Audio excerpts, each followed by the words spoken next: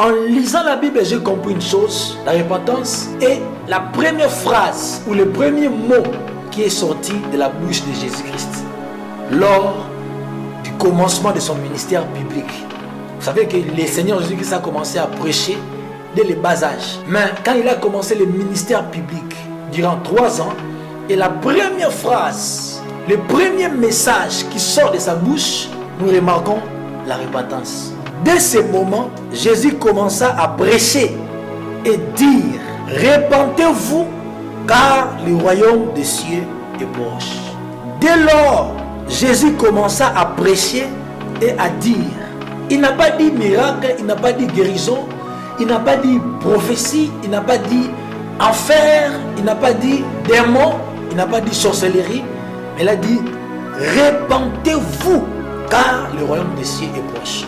Donc, la première vérité, la repentance trouve sa place dans le ministère de Jésus-Christ dès le commencement. Et non seulement ça, tout au long de son parcours, il a parlé sur la repentance. Dans plusieurs exemples, Jésus-Christ a parlé sur la repentance. Et même vers la fin de son ministère public sur la terre, le Seigneur Jésus-Christ, il a parlé sur la repentance. C'est la première phrase qui est sortie, ou la première phrase dans la prédication première de Jésus-Christ. Deuxième vérité, c'est que la repentance, j'ai compris, c'est pour notre bien. Donc quand le Seigneur a poussé ses serviteurs, ou il pousse ses serviteurs de parler sur la repentance, nous devons comprendre que la repentance, c'est avant tout pour notre bien. Ce n'est pas contre nous. Retiens bien le Seigneur, que si le Seigneur Dieu nous parle, il nous dit de nous repentir, c'est pour notre bien. Voilà pourquoi tout au long de ce message, quand nous allons parler sur la puissance ou l'impact de la repentance, vous allez comprendre ce que la repentance produit.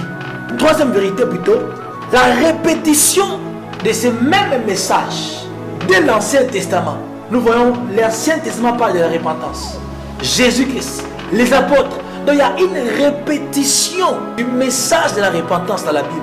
Cette répétition nous montre sa puissance, sa force, mais aussi son importance dans notre vie et dans notre existence. Bien qu'il a parlé sur beaucoup de choses, mais la repentance était toujours là. L'Ancien Testament déjà a parlé de la repentance. Et Jean-Baptiste, avant même Jésus, il a parlé sur la repentance dans Matthieu 3, le verset 2.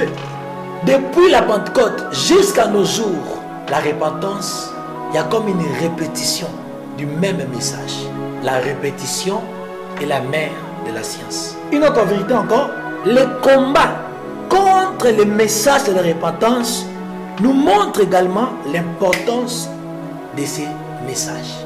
Pourquoi le diable ne combat pas les messages de la prospérité? Pourquoi le diable ne combat pas les messages de la délivrance peut-être? Mais il combat plus les messages de la repentance.